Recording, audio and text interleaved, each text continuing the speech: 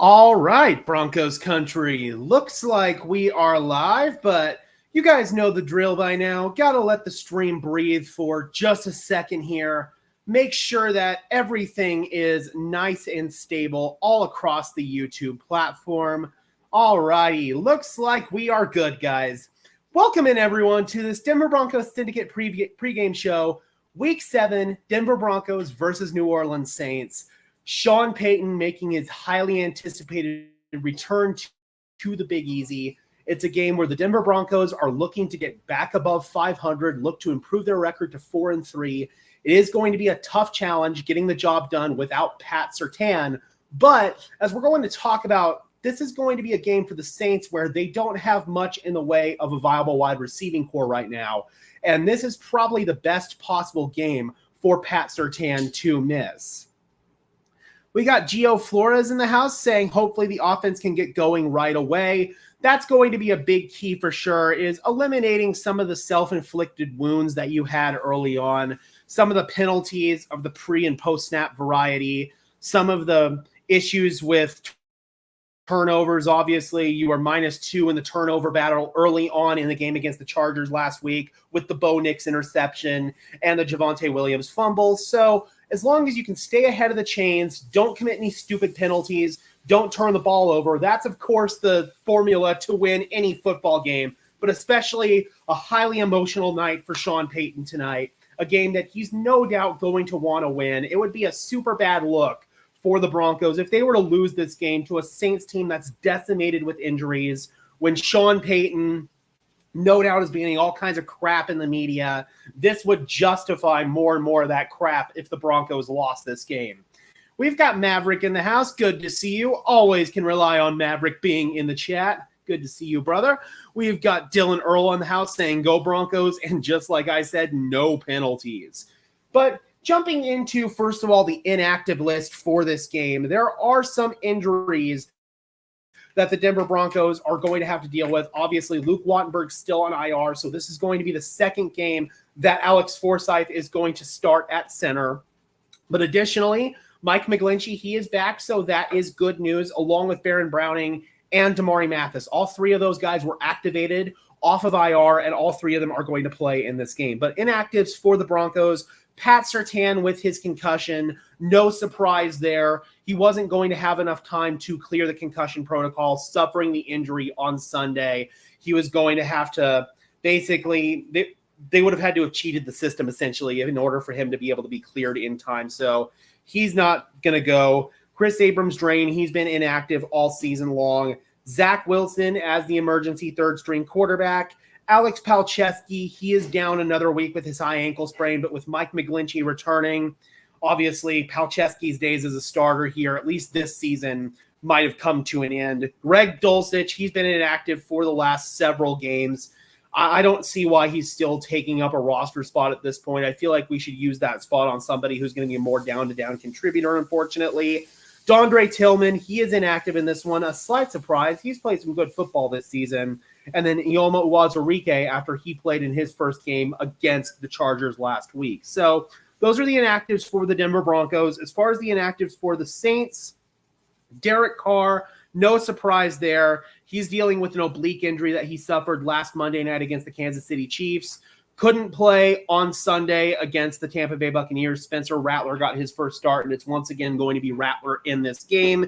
Taysom Hill also out. He's got a rib injury, and Taysom Hill does a little bit of everything for the Saints. He can line up at Wildcat quarterback. He can line up at tight end. He can line up at fullback, at running back. He's their personal protector on punt. So that is going to be a big loss for the Saints that they're going to have to overcome.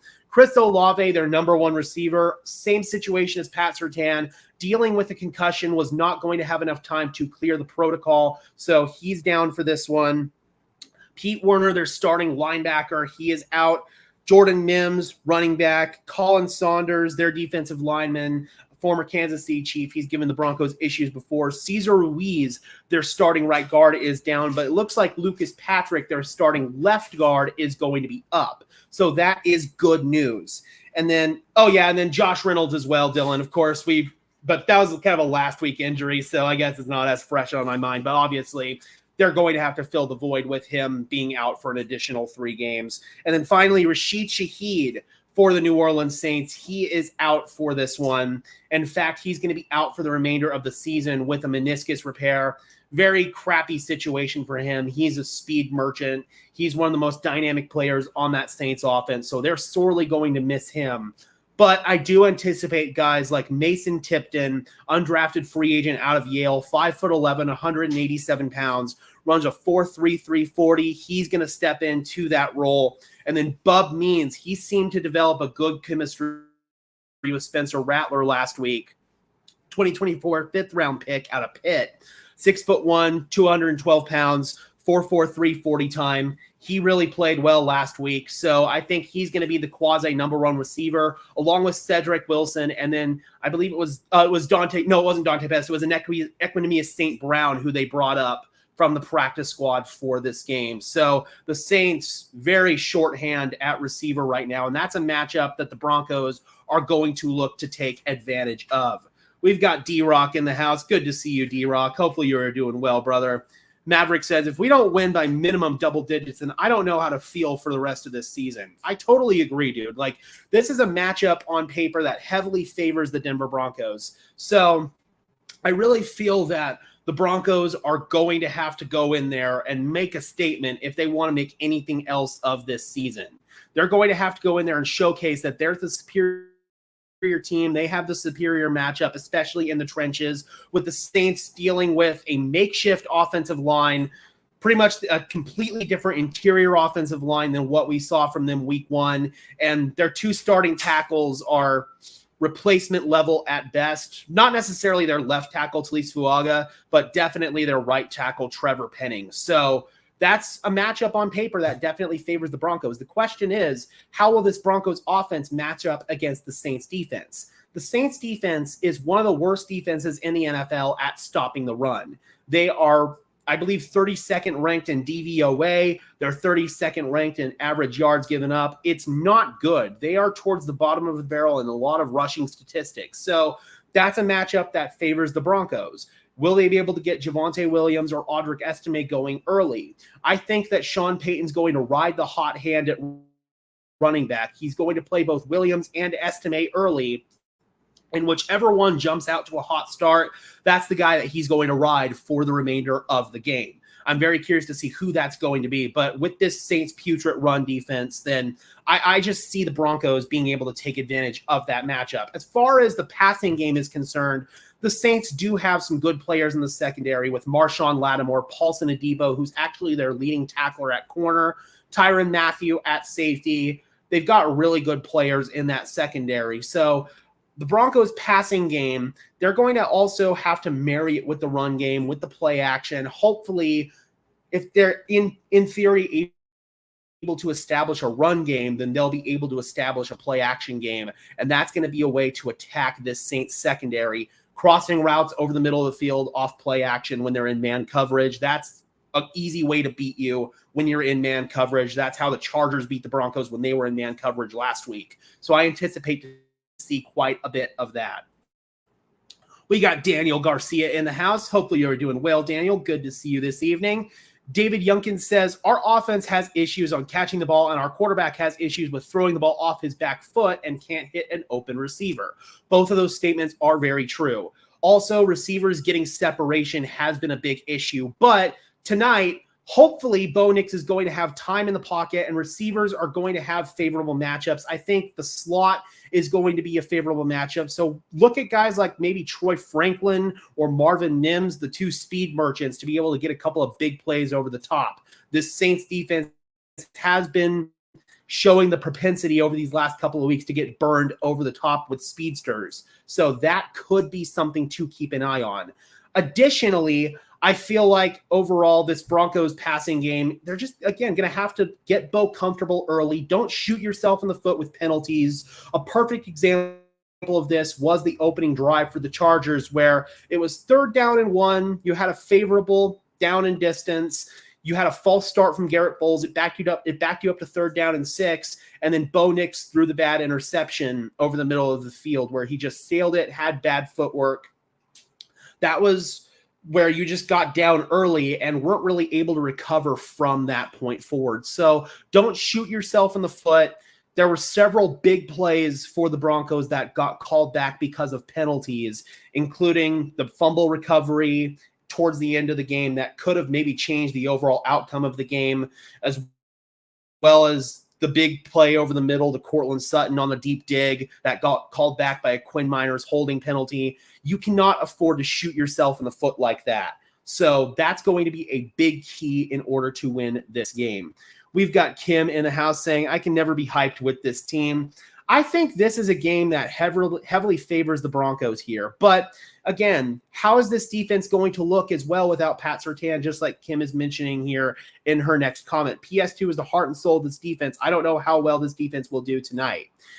Riley Moss said it best that when Pat Surtain went down, it kind of cast a dark cloud on the Broncos defense in the Chargers game. But they did start to wake up in the second half, and they did start to show a little bit more juice, a little bit more energy, a little bit more physicality and toughness that we've been used to seeing from this defense over the last few weeks. So I think without Pat Surtain, it's certainly going to hurt, but the matchup still favors the Broncos with the top three receivers for the New Orleans Saints being Mason Tipton, Bub Means, and Cedric Wilson. I think Riley Moss, Jaquan McMillan, and Levi Wallace all match up pretty well. And additionally, we could see Damari Mathis in this game. And I know some people are like, oh God, Damari Mathis, that guy was terrible last time he played. But this offseason, we actually saw a lot of growth and development from Damari Mathis, especially in man coverage. I thought that he had a really strong offseason, and that showcases his dedication to getting better. So I'm confident that if Damari Mathis goes out there, he's not going to crap the bed like he did when he played last year when he got benched for Fabian Moreau. So I'm very curious to see how the Broncos want to approach this cornerback unit. But I think with the issues that the Saints have with injuries in that unit, they're going to be able to take away their top receivers. Additionally, at tight end, you've got Foster Moreau, Jawan Johnson. Neither one of those guys really move the needle. The question is, will Alvin Kamara burn you in the passing game? I'm very concerned about the matchup with Kamara and Cody Barton. That is a matchup that scares me, especially because Cody Barton gave up that touchdown on a wheel route to Kamani Vidal last week. I'm very concerned about that matchup. I'm very concerned that they'll get Alvin Kamara matched up on Barton one-on-one on a wheel route. They did activate Quan Alexander from the practice squad today. So I'm interested to see if Alexander is maybe going to see some snaps over Cody Barton. Our offense just can't keep playing in the fourth quarter.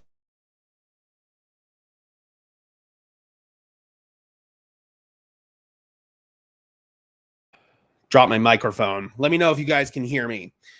The Epic Gamer says our offense can't just keep playing like they do in the fourth quarter. They need to play like they did against the Bucs and play a consistent football game, 100%. And it starts off with getting off to a fast start, no penalties, no pre-snap mistakes, no false starts, all of that good stuff. Okay, good. Can hear perfectly. So that's going to be a big key to this one. Jesus, I'm all over the place. God damn it. But also, you got to win the turnover battle. The Broncos lost the turnover battle early in the game against the Chargers. Obviously, Javonte Williams put the ball on the carpet, and Bo Nix, first drive, throws that ugly interception. So you can't lose the turnover battle. That's going to be a big key to getting off to a fast start is no penalties, no turnovers, no negative plays, stay ahead of the chains, can't shoot yourself in the foot. And last week, the Broncos had two opponents that they had to deal with. The Chargers and themselves. And unfortunately, they couldn't beat themselves. They couldn't overcome themselves, let alone overcome the Chargers. So just really, really bad. It's going to have to get off to a fast start offensively. And I feel like we've already gone this long without talking about Spencer Rattler, who's making his second NFL start. Rattler last week versus the Tampa Bay Buccaneers was 22 for 40 for 243 yards, 1 touchdown, 2 interceptions, 1 lost fumble, and 5 sacks. So obviously put the ball in harm's way a few times. He should have had 4 interceptions on the day, but the defense dropped a couple of them. So that is a matchup that favors this Broncos secondary. Will they be able to take advantage of a couple of bad balls from Spencer Rattler? He's going to yuck a couple of them up there for grabs. Daniel's asking Riley Moss interception incoming. That is very possible because Spencer Rattler has the propensity to put the ball in harm's way. He had multiple turnover-worthy plays in that game against the Tampa Bay Buccaneers. So if the Broncos want to win, they've got to be plus in the turnover battle, and that includes getting takeaways on defense. We saw them win the turnover battle pretty heavily in the game against the Raiders, and we had Riley Moss get an interception, Pat Surtain get 2 interceptions. Hopefully in this one, Riley Moss can maybe come up big, Jaquan McMillan, whoever they want to throw on the other side, on the outside, be it Damari Mathis or Levi Wallace.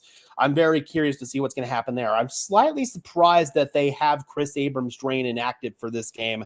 I guess they're just treating this year as kind of a red shirt year for Chris Abrams-Drain, because I thought that he was going to play and I thought that he was going to make an impact for this team. But overall, you got to make Spencer Rattler uncomfortable. He showed the propensity also to kind of crumble under the duress of pressure.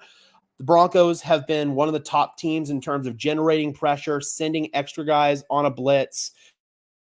So Spencer Rattler's going to have to be able to beat the blitz with his arm. And to this point, he hasn't shown the ability to do that.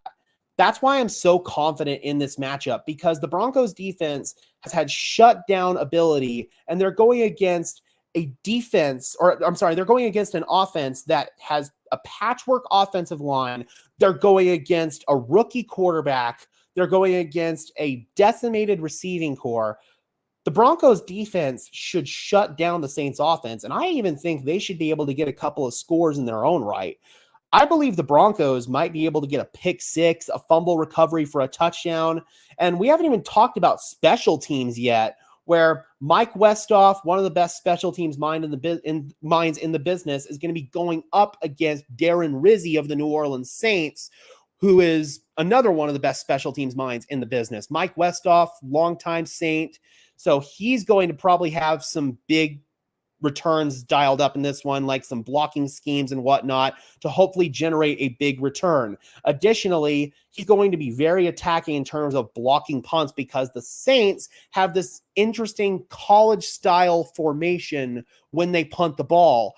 I think that has the potential to maybe get somebody to spring a leak up front, and the Broncos could possibly get a blocked punt. So defense and special teams are going to be key to win this matchup, even if your offense is struggling. And I do anticipate this offense to have some issues, because Dennis Allen, the head coach of the New Orleans Saints, the defensive play caller, he knows Sean Payton very well. He went up against Sean Payton every single day in practice. Both of those guys know each other's tendencies. I think those situations, the matchup usually favors the defensive side. So I do believe that this New Orleans Saints defense is going to get some of their own big-time plays in this one. I think they're probably going to force a turnover, but the Broncos are going to have to force more turnovers than the Saints defense. This is really going to be a war of attrition, battle in the trenches type of game.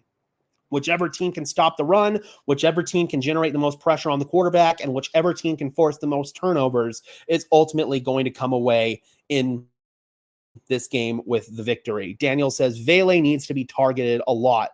I don't think it's a coincidence that both games Devon Vele has played for the Broncos, he has led the team in receiving yards. Vele seems to be 100% back from his injury, so I think we're going to see a lot of Devon Vele in this game, especially because the Broncos opted not to activate A.T. Perry. I thought that Perry was going to be activated from the practice squad, and he would get the chance to burn his former team, but I think this shows that they have that much faith in Devon Vele. They have faith in Troy Franklin. They have faith in Marvin Mims to be able to get this production going in the receiving corps. Because last week, we saw guys struggle to get open at times. It wasn't really until later on in the second half that we saw guys get open, and it was against softer zone coverage.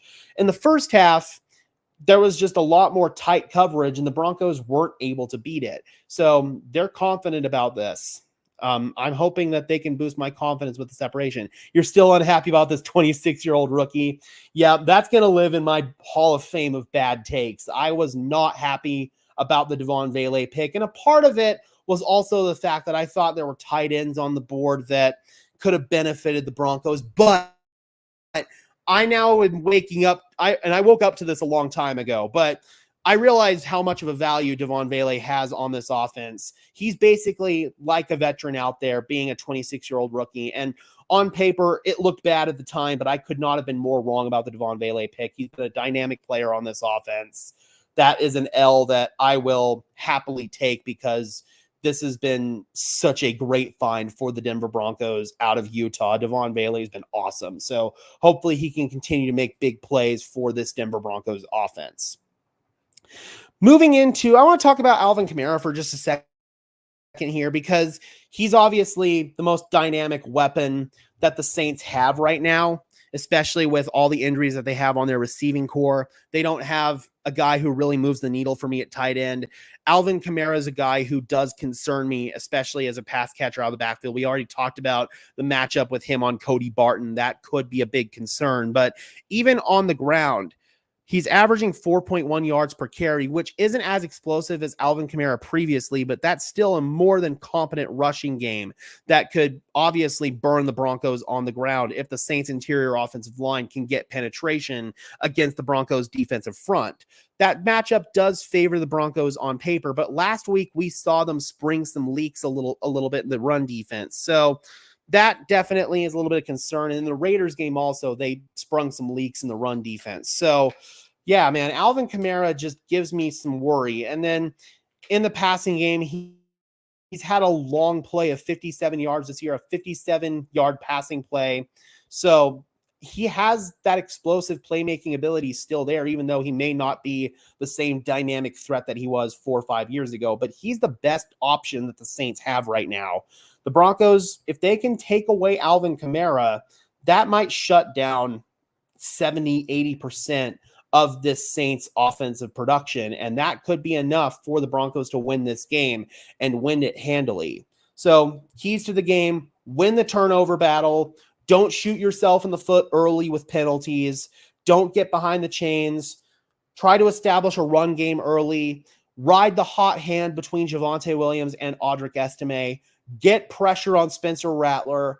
Take away Alvin Kamara. If you can do that, then the Denver Broncos should win this game. They should be able to get a couple of defensive scores. They should be able to force some turnovers on Rattler. That's why I believe the Denver Broncos will win this game 28-10. Even if the offense struggles a little bit in the first half, I just think that this Broncos defense is going to really take away a lot of what the Saints offense is going to do. So let me know, Broncos country, what do you think the overall theme of this game is going to be? Give me your score predictions in the chat. Let me know if you think this Broncos offense is going to be able to generate much of an attack against this Saints defense. And do you think this Broncos defense is going to be able to shut down a patchwork Saints offense with a rookie quarterback, a makeshift offensive line, and a makeshift receiving core? Drop those comments down below, guys. I would love to hear your thoughts as always. Sean Payton should mix up plays, start off fast offense as a plus, play it safe, soft the turnovers. Well, it's kind of hard.